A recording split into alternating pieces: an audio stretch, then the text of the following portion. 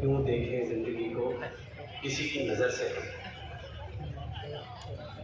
अब वो जो पंक्तियाँ पढ़ी या जिस संदर्भ में लिखी गई, जहाँ आमतौर पर संसार में सुनते हैं कि क्यों दुनिया को किसी और की नज़र से देखें, हमारा नज़रिया अपना होना चाहिए,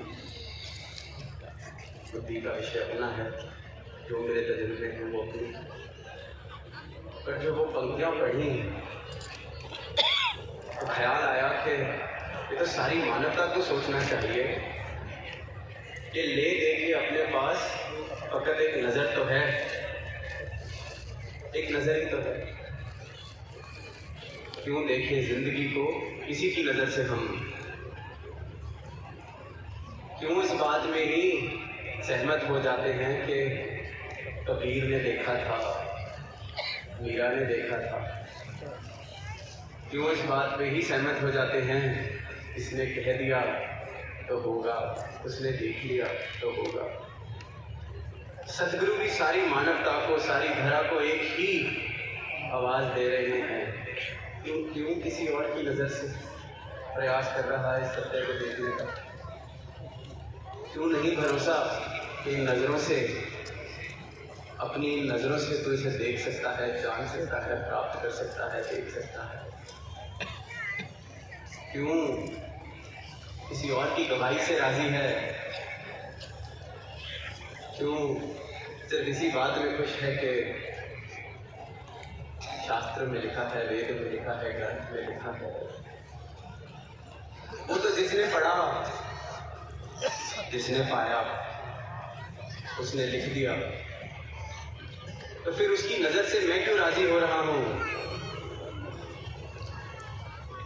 धार्मिक हूँ पर इस बात से ही क्यों राजी हूँ कि क्योंकि जो हमारा धर्म है वो जिसने शुरू किया था उसने पाया था। तो आज हम इसी में राजी हैं कि हम उसकी बात करें। आज हम इसी में राजी हैं कि उसकी वाणी पढ़ें। आज हम इसी में राजी हैं कि कबीर के भजन गा लें। और सारी ही मानवता को फिर यही एक आवाज़ कि क्यों देखें इस परमात्मा को किसी की नज़र से। हम अपनी नज़र से देखा जा सकता है, अपनी नज़र से पाया जा सकता है। ये जो बाकी बातें हैं जिसने पाया है, उसने अंकित किया है, वो मेरे लिए सहायक हो सकती हैं, मुझे इंस्पायर कर सकती हैं, प्रेरणा दे सकती हैं, इशारे दे सकती हैं। पर वो मेरी नज़र नहीं बन सकती जब तक ये नज़र प्राप्त ना कर ली जाए सतगुरु से, जब तक ये दर्शन प्राप्त ना कर लिए जाए सतगुरु से। तो जितना सामान दुनिया की नज़र का मैंने इकट्ठा किया है कि फलाने ने पाया था उसकी मैं बात कर लेता हूँ, फलाने ने मंथन किया था उसकी मैं बात कर लेता हूँ, ये तो सारी उधार की बातें हो गई। जिसने पाया, जिसने इकट्ठा किया, आज इसकी मैं 10 किताबें कंठस्थ कर लूँ, जा के बोल लूँ, पर मेरी नज़र को ना दिखता हो तो ये तो उधारी सौदा लेके चल रहा हूँ, प्राप्ति नहीं। और अक्सर अधिकतर जितना जितना दुनिया में देखते हैं, ये जो ज्ञान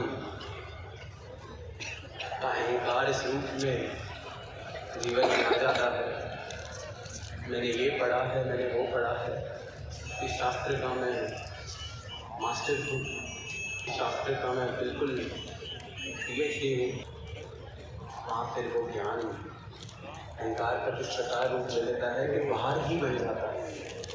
इसलिए फिर वो पंक्तियाँ भी हम सब ने सुनी है कि पढ़ पढ़ इल्म हज़ार किताबा, आलम हो गए भारे हूँ। ये जितने ज्ञानी हैं, जितने खुद को आलम समझते हैं, सब बाहर लेके ढो रहे हैं ज्ञान का। इतना देख लिया, इतना पढ़ लिया, इतना सुन लिया, पढ़ पढ़ इल्म हज़ार किताबा, आलम हो गए भारे हूँ। हर फेक इश्क का पढ़ना जानन, भूले फिर बेचारे। कह रहे हैं बेचारे ऐसे ही बाहर उठाए उठाए घूम रहे हैं इस ज्ञान का, इस उधार का, अपनी प्राप्ति नहीं। अगर अपनी प्राप्ति तो बात ही कुछ और थी। फिर ये भार जो उठा रखा है उधार का, ये ना उठाना पड़ता। अक्सर देखते हैं बात हो रही है, किसी से पूछो परमात्मा, बिल्कुल परमात्मा का जिक्र है, हमने पढ़ा है। प्राप्ति तक तो सोच ही नहीं, क्योंकि प्राप्ति हो कहाँ सकती है, किसने ही की है। ये तो कुछ चंद लोग आए जो वेदों शास्त्रों में लिख गए, तो वो कर गए प्राप्ति। पर फिर वही बात के देख के ये नज़र ही तो है। अपनी नज़र से देखा जा सकता है, अपने जीवन का परमात्मा अनुभव हो सकता है।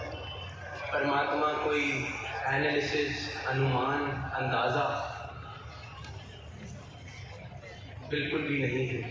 परमात्मा अनुभव का विषय है, परमात्मा अनुभव करने योग्य है। और जिसने इस परमात्मा को अनुभव किया है उसने अपना अनुभव किया है। किसी और के अनुभव को मैं गवाही की तरह नहीं इस्तेमाल कर सकता, क्योंकि किसी और का अनुभव आज मेरे साथ तालमेल खा रहा है, मेरी जीवन की परिस्थितियों के साथ तालमेल खा रहा है, तो वो अनुभव सहायक लगता है। जहाँ जीते हैं अक्सर कबीरदास जी की बात करते हैं, जिस दिन तो बात मेल खा रही है तो दवाई ले दी। किसी भी पुरातन